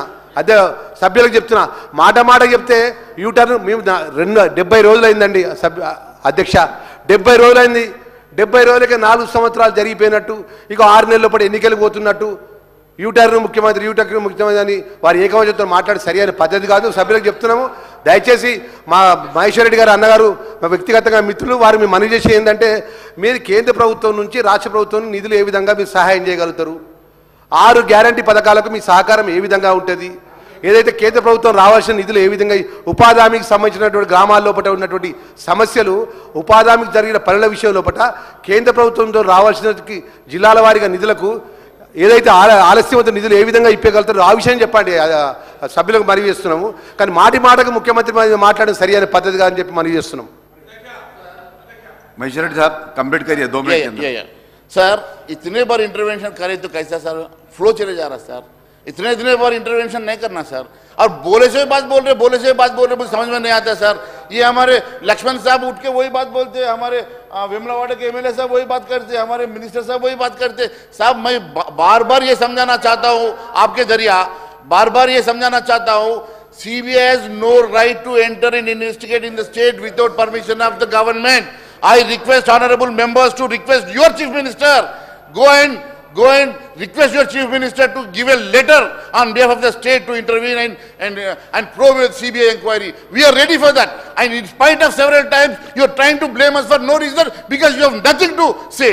आपके पास कुछ ही बात नहीं है, इसलिए आप ऐसा बात कर रहे हैं. मैं आपसे गुजारिश करता हूँ हमारे मुख्यमंत्री साहब को, मैं एक ही बात बोलता हूँ साहब इतने ये पूरा छोड़िए. अब तो मैं जो बोलने का कालेश्वरम का बोल दिया. अगर गवर्नमेंट को ఈ ప్రభుత్వానికి చిత్తశుద్ధి ఉంటే, ఈ ప్రభుత్వానికి నిజమైనటువంటి చిత్తశుద్ధి ఉండి వాస్తవాలను బయటకు వెలికి తీయాలని అనుకుంటే మీరు ఒక లెటర్ ఇవ్వండి సిబిఐకి. మేము సిబిఐ ఎంక్వైరీకి సిద్ధంగా ఉన్నామని మరోసారి మీ ద్వారా తెలియజేసుకుంటూ, అధ్యక్ష ఈ బడ్జెట్ ఎంత డొల్లా బడ్జెట్ అని చెప్పడానికి మంత్రి గారు కూడా పాపం ఇప్పటిదాకా శ్రీధర్ గారు కూడా ఒప్పుకొని వెళ్ళిపోయినారు వాస్తవంగా. ఎందుకంటే అందుకు ఆన్సర్ లేదు కాబట్టి శ్రీధర్ బాబు గారు కూడా బయటకు వెళ్ళిపోయినారు. నేను శ్రీధర్ బాబు ఎక్కడున్నా వినాలని నేను చెప్తా ఉన్నాను. అధ్యక్ష మన రెవెన్యూ ఎంత అధ్యక్ష? మన మొత్తం మీ మొత్తం రాష్ట్ర రెవెన్యూ ఒక డిపార్ట్మెంట్కి సరిపోదు అధ్యక్ష. మీరు ఇవ్వాలనుకున్న ఒక దళిత బంధుకు సరిపోదు, ఒక బీసీ బంధుకు సరిపోదు, మీ రాష్ట్ర బడ్జెట్ మొత్తం ఏ ఒక్క డిపార్ట్మెంట్కి సరిపోదు అధ్యక్ష. మీరు ఇవాళ మళ్ళీ 59,000 కోట్ల రూపాయలు అప్పు చేయడానికి ఈరోజు బడ్జెట్ ప్రవేశపెట్టారు అధ్యక్ష. గత ప్రభుత్వం 40,000 కోట్లు చేస్తే మేము ఛాంపియన్లం అని చెప్పేసి 64,000 కోట్ల అధ్యక్ష. 64,000 కోట్ల అధ్యక్ష. ఓపెన్ మార్కెట్లో 59,000 ప్లస్ సెంట్రల్ గవర్నమెంట్ దగ్గర 4 కోట్లు, మొత్తం 64 కోట్ల రూపాయలు మరి మీరు లోన్ తీసుకొస్తామని చెప్తున్నారు కదా అధ్యక్ష. మరి ఇన్ని కోట్ల రూపాయలు లోన్ తీసుకొచ్చి మీరు ఏం సాధిస్తున్నారు అధ్యక్ష? మీరు ఇచ్చిన హామీలు నెరవేర్చలేరు, మీరు ఇచ్చినటువంటి ఏ ఒక్క హామీ నెరవేర్చలేరు, ఏ ఒక్క డిపార్ట్మెంట్ హామీ నెరవేర్చలేరు. ఈరోజు ఇరిగేషన్లో అధ్యక్ష, చివరిగా ఇరిగేషన్లో అధ్యక్ష, ఇరిగేషన్లో మీరు కేటాయించింది 28,000 కోట్ల అధ్యక్ష. మీరు కేటాయించిన 28,000 కోట్లలో 28,000 కోట్లలో మీరు వాటిలో AMR Srisailam left bank canal, Mahatma Gandhi Kalwakurthy lift irrigation scheme, Jawaharlal Nettempadu lift irrigation scheme, Rajiv Bhima lift irrigation scheme, Koil Sagar lift irrigation scheme, SRSP Indiramma వరద నీరు కాలువ, చొక్కరావు దేవాదుల లిఫ్ట్ ఇరిగేషన్, కొమరం భీం, చిన్న కాళేశ్వరం, దాంతోపాటు ప్రాణహిత చేవల. ఇన్ని ప్రాజెక్టు చేయాలంటే ఎన్ని కోట్లు అవసరమో ముఖ్యమంత్రి గారు ఎప్పుడు ఆలోచన చేసిన అధ్యక్ష. మీరు ఇచ్చిన 28,000 కోట్ల రూపాయల్లో రీపేమెంట్స్కే 13,000, మీ రీపేమెంట్స్కే 28,000 కోట్లు పోతున్నాయి. 13,500 కోట్ల రూపాయలు కాంట్రాక్టర్స్ డ్యూస్ పెండింగ్ ఉన్నాయి. 35,000 కోట్లు ఇస్తే ఆడికాడికి సరిపోని పరిస్థితిలో ఇంకా 7 కోట్లు తక్కువ ఇచ్చి కొత్తగా ప్రజల్ని మభ్యపెట్టడానికి 10 ప్రాజెక్టులు ఈరోజు మీరు ఇక్కడ దీంట్లో రాసుకున్నారు కదా అధ్యక్ష. చదవడానికన్నా కొన్నిసార్లు ఆలోచన చేయాలి కదా అధ్యక్ష. ఎట్లా చదువుతున్నాం మేము ఈరోజు బడ్జెట్ చదివే టైం లోపల, బడ్జెట్ చదివే సమయం లోపల ఇవన్నీ కూడా అబద్ధాలు చెప్తా ఉన్నాం, ప్రజల్ని మోసం చేస్తున్నాం అన్న సంగతి తెలిసి కూడా ఈరోజు ఏ రకంగా వీళ్ళు బడ్జెట్ ప్రవేశపెట్టారు అధ్యక్ష. మొత్తం ఎక్కడికక్కడ అబద్ధాలు, ఎక్కడికక్కడ మోసం. ఈ రాష్ట్ర ప్రభుత్వం మోసాల పునాదుల మీదే ప్రభుత్వాన్ని ఏర్పాటు చేసుకుందని చెప్పి తెలియజేసుకుంటూ మీరు ఇచ్చిన సమయానికి నేను ధన్యవాదాలు తెలియజేసుకుంటూ ముగిస్తున్నాను అధ్యక్ష.